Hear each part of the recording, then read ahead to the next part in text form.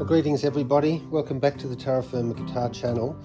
And if you've been following, I've told a lot of stories about my Recording King single O guitar, single nought some people say. Yeah, and I took this to an old time session, and so that was my latest video.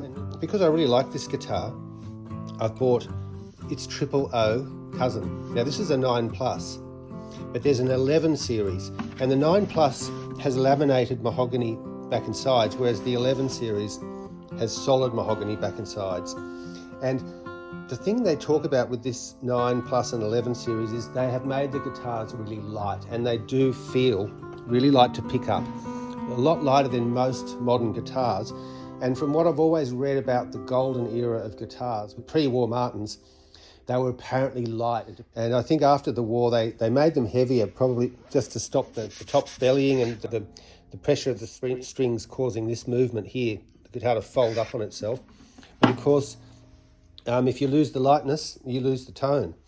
So that's why I'm excited about these Recording Kings. They are lightly made. I am a bit nervous about this because, yeah, as you can see, I've just bought it online. It was also the last one they had.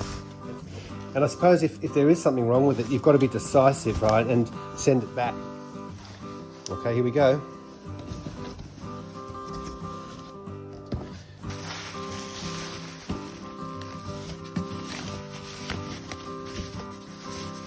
Okay, look at that. So almost identical in terms of colour.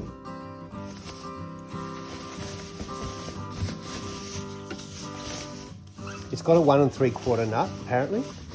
So that's wider than the single O. Feels very light. Nice. Right.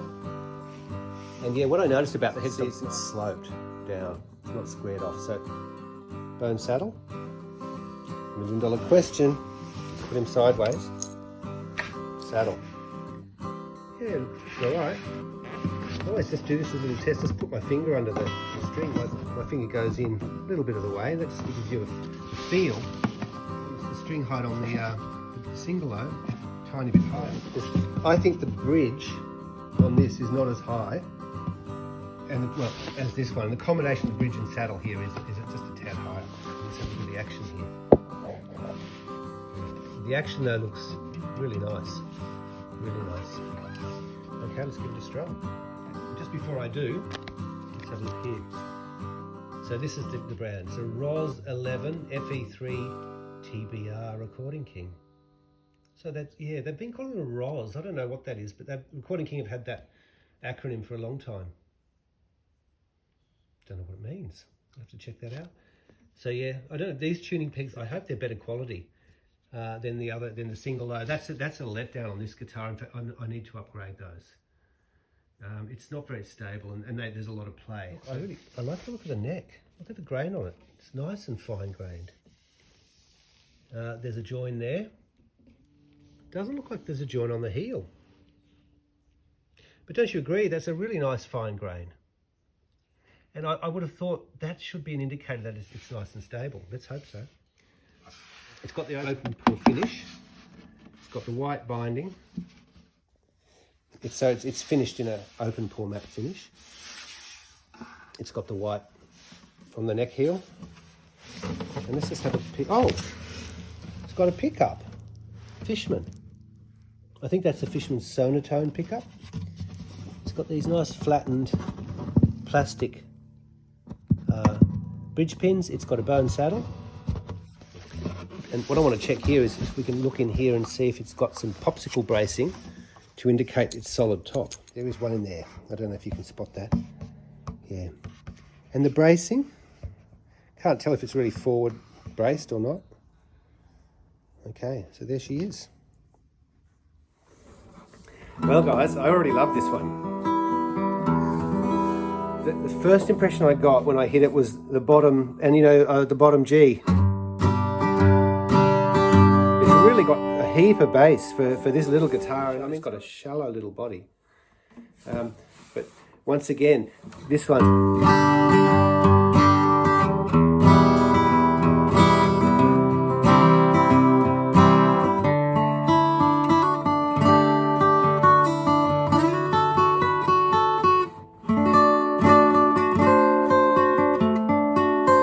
Having a little bit of trouble getting into tune because I can feel the strings are old. They're a little bit grainy. It's funny, the Yamaha I've got, the strings start to sound grainy when they get old. It's interesting. But for a brand new guitar out of the box, this is stellar.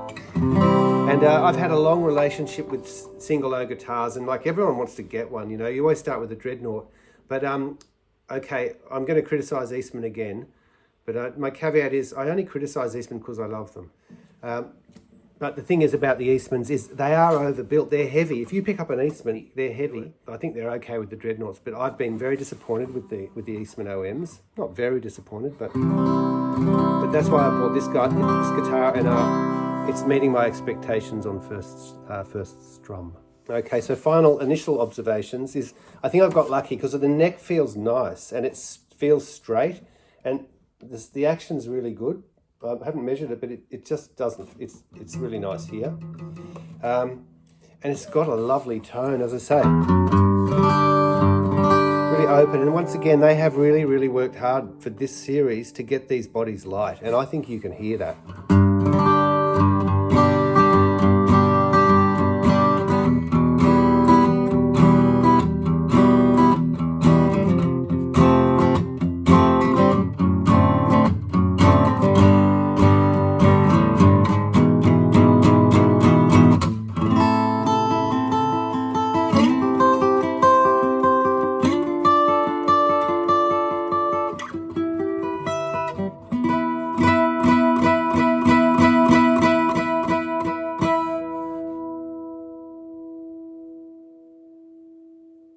Yeah, I also saw some really, really stellar sound samples of this guitar being reviewed online, and it sounded amazing.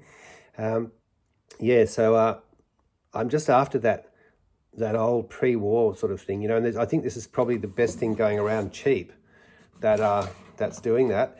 It was $760, so they're about $1,000 retail in Australia, but this one was on special. That was another reason I was worried it might be a dodgy one, but no, I think I don't know why this online company just had a discount on it, 25% off, and so. And look, the other reason I really want a guitar like this is I want this for recording. Just getting a Dreadnought going through a large diaphragm condenser, it's just a struggle, and you really don't need that distended bottom end response. And the Triple O is probably the perfect guitar for that. So that's why I got this guy. So I'm looking forward to recording it. It just naturally EQs better through a microphone like this. Yeah, look at that. It's got a dedicated input, so it doesn't put there at the strap jack. That hasn't got a battery in it, so I can't tell you the pickup sound. The other thing I wanted to point out too, just before I finish, is the neck's not super. It's not fat, but it's actually perfect. It's not super skinny.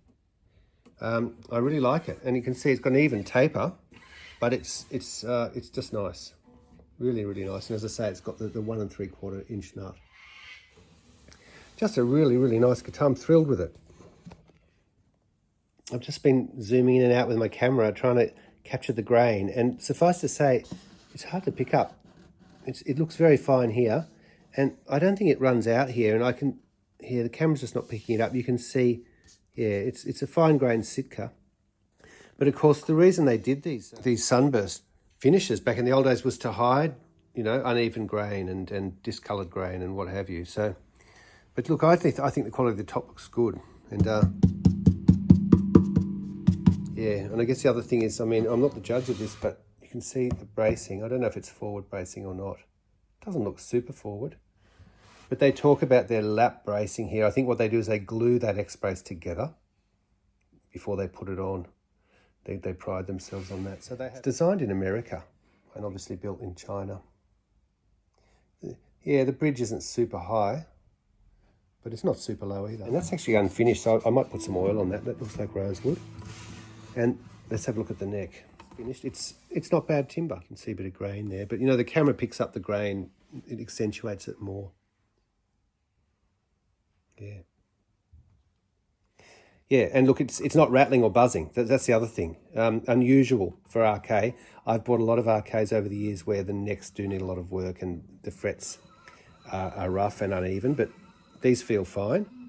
But also, more importantly, I'm not picking up any rattles, but yeah, it plays really well. I think I'm very, very lucky. It's a bit of a lottery, and I think I've won.